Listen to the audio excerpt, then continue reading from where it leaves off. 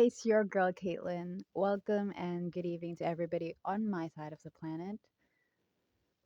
I want to talk about why my hair is short. I want to explain it really briefly and short and sweet, summarize it all.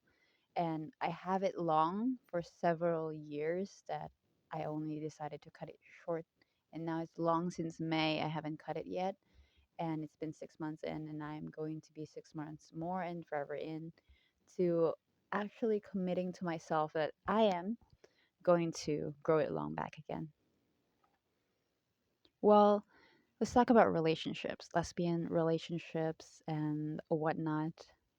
So for me, it's like I have been fully been impacted by a specific girl in my life before that she told me I I have my masculine side too. So what I thought is like, why not change up my hair or something? So she suggested to have it cut short, and I decided to partnered it with fashion as well. And that led to me regretting all those pictures previously before and how she really impacted my view of myself right now. And that I don't blame her and I don't blame anybody of my own choices, of anybody's suggestion and my choices of the outcome. And it is because that also being a lesbian doesn't automatically mean I'm going to be boyish, I'm going to be masculine. There's a lipstick lesbian and all sorts of the umbrella term that we have. And right now, I'm mostly and most of all looking forward to getting my hair back long again. And it is really, really exciting for me. It's like a newfound thing. And I'm so excited to share this journey with everybody who is participating or like my viewers and my audience right now. And I am so excited, more than excited and ecstatic. It's like a new baby growing her hair back, a baby girl. And I think like we don't really have to like look for somebody. I have said this in my previous sealing the year video, and it still applies to this day that we don't really go out and look for somebody. Fuck around, find out, you know. And I really think that the only way to actually maybe finally find someone in your life is to just not look for it, you know, to just maybe live the way life is and just go with it. And then maybe along the way, someone will find you. I mean, speaking in experience, because I'm single myself and I am going to fully share that with you guys, and I'm not embarrassed about it or even looking for anybody. Right now, I got my piercing back, my nose ring, which is really awesome that I get to have it back. And I feel like very free in myself again with my choices and my tattoos. And I really want more in the future. I want a bird. I'm thinking like a cage with an open cage and like maybe a lantern. That would be really cool with like an open lantern of the glass thing. Like that's where my camera is standing right now. And I'll put a bird flying out of it. It's really cool. And furthermore, in my previous videos as well, I have said that hair doesn't really mean that you're a boy or a girl or a masculine person or a feminine person or masculine, feminine energy. It is more of the energy than really the outward look that counts. And we can be both, which is really great as well. That we have the masculine, feminine side of us in all of us that we get to experiment and play around with it, go around with it, exploration. Our exes is are rather those people who actually shaped us to the way how we are today.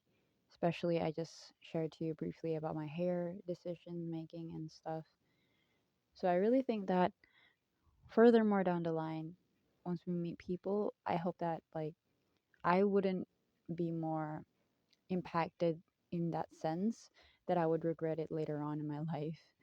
And but on a lighter note, there are many other things that she actually, specifically that person, influenced me greater with my decisions in life. That one day and one night and overnight, I decided to be vegan, and I think that that is the best decision I have ever made in my entire life. That actually, she's one of the ones that impacted me to become a vegan myself, and I am so happy about it that I get to be a pro animal activist and I get to have that veganism align with my core values in my life too. So it really aligns. It's really great. And it's not just all the bad sides that we have to focus on or look back at.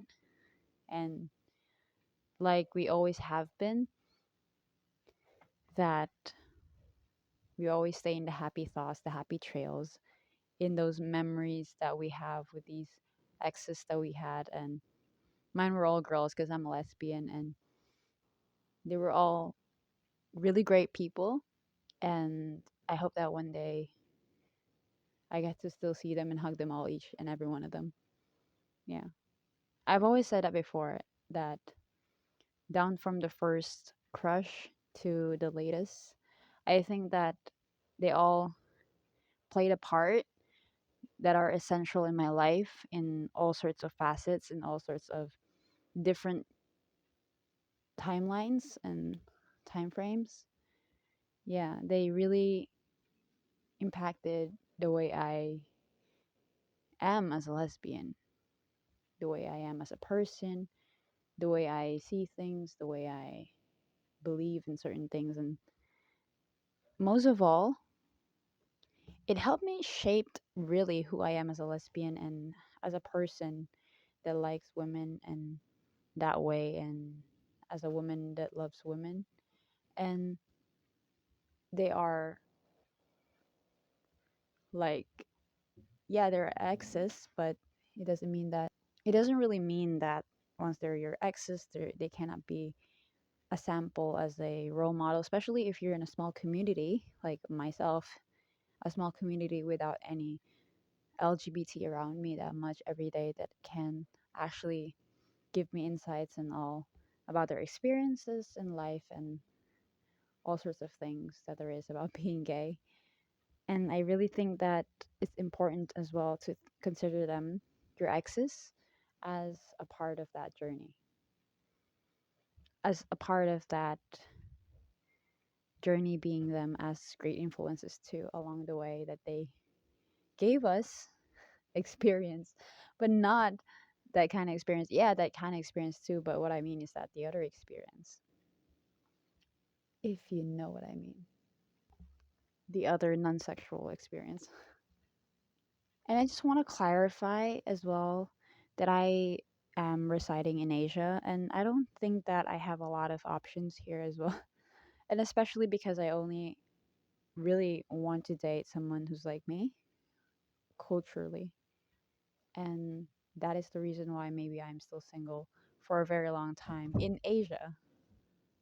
It is because I only date white girls. And to put a disclaimer, I am not really in that type of thing. If you're thinking like, oh, I'm dating white girls because white privilege and whatnot, it's not that. It is actually the culture itself. And for the longest time, I have thought to myself, why it doesn't work with other Asians or other cultures and whatnot and so forth. It is because, anyhow, anywho, I'm into my own culture. I'm into white girls only. It's because I jive better with other girls who are like me, and we understand each other. They understand me in that certain level that nobody else can. So maybe that's why. And I know that is why. And that's the beauty of it, because I have lived and resided in Asia for a very long time, and that I think that going home would be the best yet.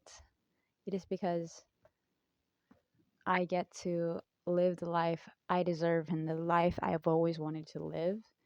And it is the best yet to come. And for the longest time as well, I've always wanted to be in a long term relationship with just one girl. And I know it's not going to happen if I go out and look for it, but if I manifest it, it could. And I don't think that we're all meant to be alone in the long run. And I know sometimes we believe that, oh, it's kind of lonely, it's getting lonely. It's like I've been single for a very long time. But maybe best things comes to those who wait. And you'll never know what happens next, and we'll never know. I'll never know what will happen next in my life. That maybe my next year, my next journey would have to be with someone else this time, and it will be a really great time and rewarding. And make sure that the next person you're gonna be with is a lot of laughter, smiles in between, especially during sensual things that you're doing at the moment. That's very like cute and amazing. And I think that that is very important as well, not just to be like very spicy, very serious, and like you're performing. And I think you just have to be really best of friends with each other, and as well as be that partner. Be the partner that you want. She is like be the partner that you want somebody to be with.